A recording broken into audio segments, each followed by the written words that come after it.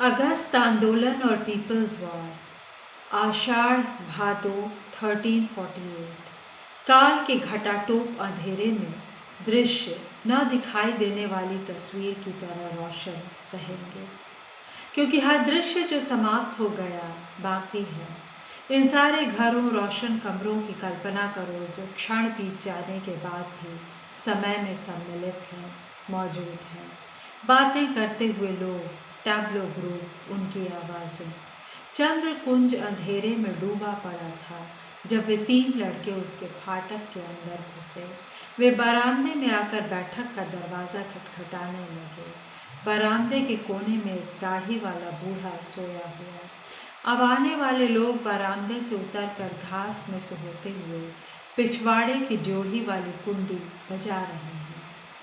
रसोई घर की खिड़की खुलती है, घास पर रोशनी का रास्ता सा बन गया है। खिड़की में से किसी ने झांका। दीपाली, अरे तुम लोग, दीपाली ने थोड़े रूखेपन से कहा, लेकिन फौरन बाहर आकर ड्योढ़ी का दरवाज़ा खोल दिया। वे तीनों उसके साथ बरामदे में आ जाते हैं। दीपाली बैठक का दरवाज़ा खोलती है जिसमें बड़ी उमस है। वे तीनों बरामदे में पड़े हुए तख्त पर टिक जाते हैं। महमूद दुलक ताली बजाकर एक मच्छर मारता है। ज्योतिर्मय दत्ता ने सिगरेट सुलगाने के बाद माचिस की खाली डिबिया निशाना बांधकर सामने हौज में फेंक दी। रोजी बनर्जी त्योरियों के पर बल डाले आंगन के पेड़ों को देख रही है। तीनों खामोश हैं। दीपाली भी खामोश है। इधर आओ दीपाली, रोजी अचानक ज़रा सख्ती से कहती है और दीपाली के आगे चलती उसके कमरे में चली जाती है। कमरे में मच्छर भिन आ रहे हैं। दीपाली ने रोशनी जलाई। तुम्हारे बाबा सो रहे हैं? रोजी का सवाल। बाबा और पश्चिमा फरीदपुर गए हैं। पश्चिमा के देवर की लड़की की शादी है, उसमें बाबा का जाना ज़रूरी था। रात को अब्दुल कादिर बरामदे में सोते हैं। कल या परसों मैं भी चली जाऊंगी। शादी इतवार को है। खोखू बीमार पड़ गया था, इसलिए मैं बाबा के साथ न जा सकी। वह पलंग पर टिक जाती है। रोजी दरवाज़ा फैला देती है। बाहर महमूदुल्लक और ज्योतिर्मय दत्ता चुपचाप बैठे हैं। अचानक अंदर से रोजी की गरजदार आवाज़ आती है, गद्दार। महमूदुल्लक ने अफसोस से सिर हिलाया। अंदर कमरे में रोजी बनर्जी ठीक उसी जगह खड़ी है जहाँ से 2.5 साल पहले दिवाली में उससे हलफ उठवाया था। टोडी, रोजी की दूसरी गरज। पार्टी डायरेक्टर दीपाली का जोशीला, गुस्से से भरा और स्पष्टीकरण देने वाला लहजा। British agent. रोजी की हुंकार, फाशिस्ट। दीपाली का तत्काल जवाब। ज्योतिर्मय दत्ता उठकर दरवाज़ा खटखटाता है। आग बबूला रोजी और दीपाली बाहर निकलती हैं। अचानक बारिश शुरू हो जाती है। एक ज़ोरदार बौछार ने सारा बरामदा पानी से तर कर दिया। वे चारों बैठक में चले जाते हैं। दीपाली बत्ती जलाकर खिड़कियां खोलती है। कुर्सियों पर टिककर वे चारों गर्मा गर्म बहस करने में व्यस्त हो जाते हैं।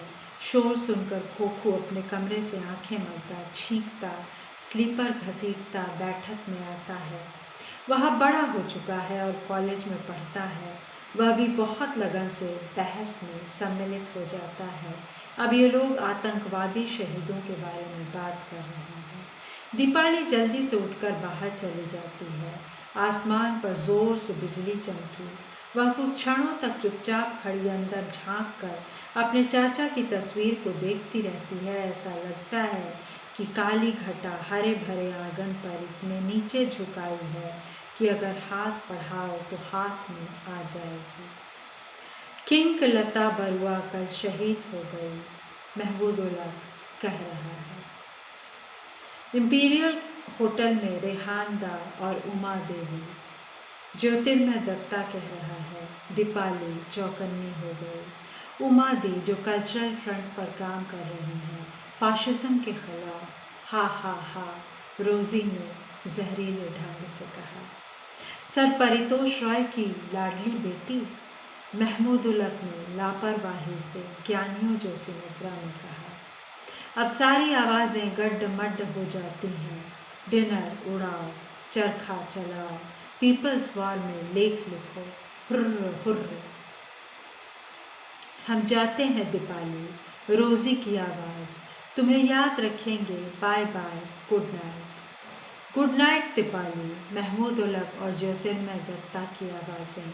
वे तीनों फट से किवाड़ खोलकर सामने बरामदे में निकल जाते हैं। दीपाली पिछले बरामदे में दीवार से लगी खड़ी है। उसके पांव फर्श पर जम गए हैं। वह दिनेश चंद्र सरकार की तस्वीर देखकर जल्दी से पलकें झुका लेती है। रात का अंधेरा और बारिश उन तीनों को निगल लेते हैं। खोखू बाहर का दरवाज़ा बंद करके छींकता हुआ बैठक में लौट आता है। क्या यह तो आंदोलन में शामिल नहीं हो गया? वह उसे कुछ भी नहीं बताता। अजीब घुन्ना तीखे स्वभाव का लड़का बनता जा रहा है। वह खामोशी से अपने कमरे में चला जाता है।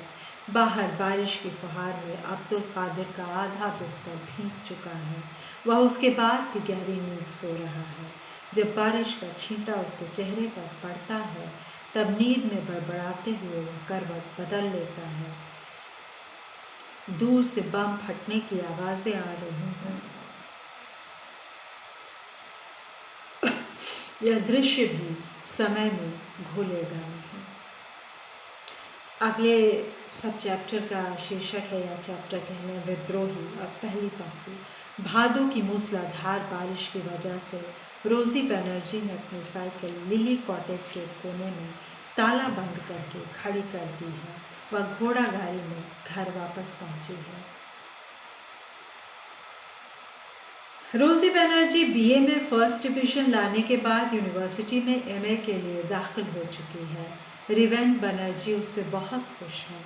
पढ़ाई में इतनी अधिक रुचि देखकर उनको विश्वास है कि वह अपनी राजनीतिक बेवकूफ़ियाँ छोड़ चुकी है। वे उस पर बहुत गर्व करते हैं। मेरी काबिल होनहार बेमिसाल बच्ची। वे उसके पिछले साल की बेवकूफ़ी और बदतमीज़ी भी माफ़ कर चुके हैं और सोचते हैं कि एक अच्छे ख़ानदानी ईसाई नौजवान की तलाश फिर से शुरू कर दी जाए। इस बार वे रोज़ी की पसंद या नापसंद का अवश्य ध्यान रखेंगे।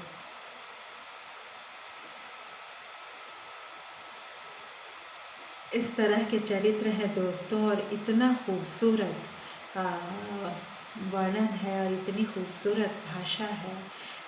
जैसे थोड़ा अगर हम आगे बढ़ जाए अचानक तो ये देखिए, ये कोई एक डायरी लिखने का अंदाज़ आपको मिलेगा। 3 अक्टूबर गहरी रात, उल्लू की आँख, बिल्ली की आँख, चीते की आँख, बरहन की आँख खामोश सो रही है। पीली पतझड़ एक ऐसी कमज़ोर बेबस औरत है जिसका आदमी उसको छोड़कर भाग गया। मैमूना सुल्तान पतझड़। हरीमती का या जाने किसका दुलारी का एक बहुत पुराना घिसा पिटा रिकॉर्ड अर्जुमंद मंजिल में था और जहाँ आरा आपा उसे अक्सर बजाया करती थी। चल जाने दो, चल जाने दो इस दुनिया को, यहाँ कोई किसी का यार नहीं। तुम भी गम न करो मैमूना सुल्तान, ऐ गम के मारो गम मत करो। डियर डायरी, मैंने अभी अभी तय किया है, कल गारमेंट फैक्ट्री के वार्षिक जलसे में खूब नाचूंगी। What the bloody hell. Dear diary, तुम तो वही सन 67 की पुरानी डायरी हो। आज मैंने इतने वर्षों बाद अलमारी के निचले खाने में तुमको पढ़ा पाया। 3 अक्टूबर के बाद सारे पन्ने सादे। क्या हुआ था? हार्ट अटैक, लंबी बीमारी, फिर खैरात पर जीना। शहरजाद मॉडलिंग कर रही है, कभी देखने भी नहीं आती। रोज़ी, दीपाली, किसी को मैं ख़त नहीं लिखती। क्या लिखूं? अपनी सास का सिर। मकबूल ने अचानक मिलना जुलना छोड़ दिया। एक बीमार रहने वाली औरत के साथ कौन अपना वक्त ख़राब करेगा? सुना है एक हसीन अंग्रेज़ लड़की उसके साथ रहती है। और जब तुम गए तो मैंने देखा कि ईश्वर के पाँव के निशान फर्श पर बने थे। टैगोर ने कहा था, हा हा हा, very funny, but when the night is on the hills and the great voices roll in from the sea. By starlight and by candlelight, he comes back to me. Thut, Nadardam Tana Direna, Nadardam Tana Direna. शेरी का बाप Gerald विलमॉन्ट एक गे live पत्रिका का assistant editor हो गया है। सुना है अब एक जर्मन लड़का उसके साथ रहता है। जिंदगी बड़ी डरावनी चीज़ है, भयानक। Very good luck diary. आज सुबह कई साल बाद मकबूल ने फ़ोन किया। बड़ी हमदर्दी से कहा कि अगर तुझे नौकरी की ज़रूरत हो तो मुझे हैम्बर्ग में अपनी ब्रांच का हल्का फुल्का रिसेप्शनिस्ट का काम दे देगा, जिसमें मुझे मेहनत न करनी पड़े। डियर बैड लक डायरी, आज मैं मकबूल के दफ्तर गई थी। समय घमंडी लोगों को भिखारी बना देता है। मैंने उससे कहा मुझे वह जर्मनी वाली नौकरी दे दे, बहुत ठीक से मिला। मेरे बारे में बहुत चिंतित दिखाई देता था। अगले महीने से इंशाअल्लाह मैं हैम्बर्ग में काम शुरू करूँगी। इस तरह से अद्भुत चरित्र आते हैं, बनते हैं, बिगड़ते हैं। एक मौसम है इतना सुंदर वर्णित। दोस्तों, मैं आपको सुना रही थी कुर्तुलैन हैदर के उपन्यास निशांत के सहयात्री का कुछ हिस्सा, उसका अंश पाठ आगे और सुनाऊंगी। फिलहाल इसे सुनने के लिए धन्यवाद। आज जयंती है कुर्तुलैन आपा की। मैंने उन्हें बहुत पसंद किया है, आग का दरिया में भी, और ये तो कमाल का उपन्यास है। इसका जो अंत है इतना लाजवाब है। सुनने के लिए धन्यवाद। लाइक और सब्सक्राइब।